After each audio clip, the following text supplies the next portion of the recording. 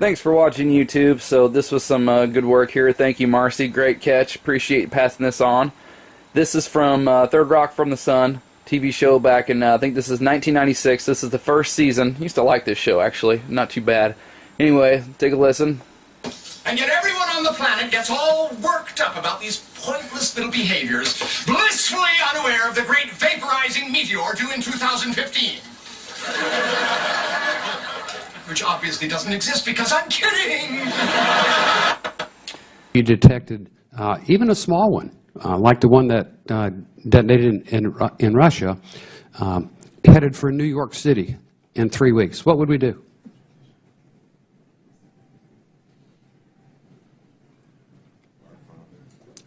Bend over and what?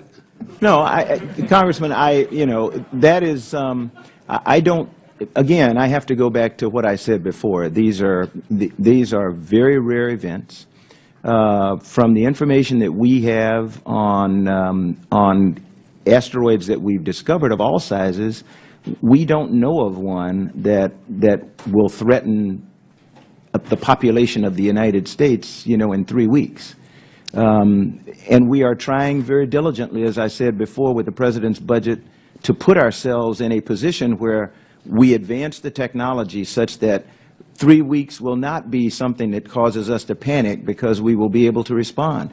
We are where we are today because, you all told us to do something, and between the administration and the Congress, the funding to do that did not. The bottom line is always, the funding did not come, and I don't care whose fault it is, or if it's anybody's fault. We all know what we're facing today, and we're all sitting here today as the Congress and the administration try to figure out sequestration, something that never should have happened, nobody planned to happen, but we're facing it today. And so the answer to you is, if it's coming in 3 weeks, pray. Give me a few minutes just to talk to all of you in our NASA family about emergency preparedness. NASA recently participated in a FEMA exercise called Eagle Horizon that was a part of a continuity of operations and government exercise that we do annually. And I became aware of some things that concern me about our family preparedness, and I wanted to talk to you very briefly.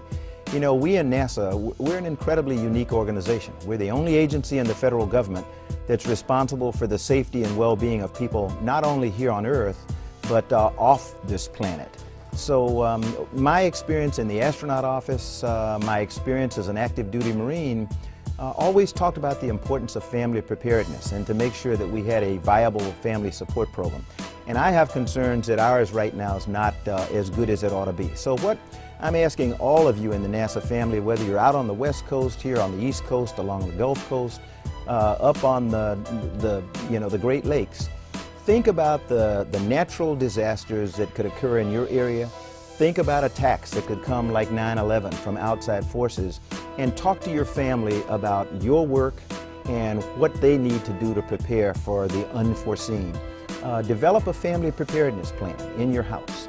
Have an emergency supply kit available. Most people who live along the Gulf Coast always have an emergency kit for hurricanes. I'm not sure whether people out on the West Coast think about earthquakes and the like, but have an emergency supply kit at your home.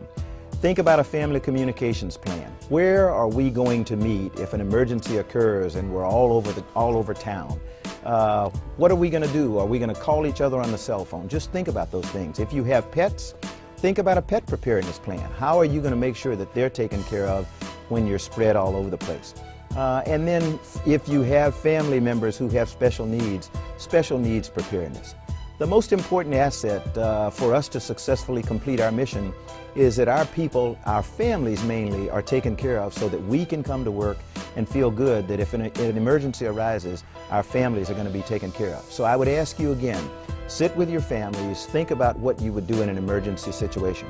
I hope that you'll embrace and support the Family Preparedness Program as we all get better prepared to deal with these emergencies. Know your stuff. Know what it is that you're going to do. Know what it is that you want your family to do if an emergency arises. But most of all, be prepared.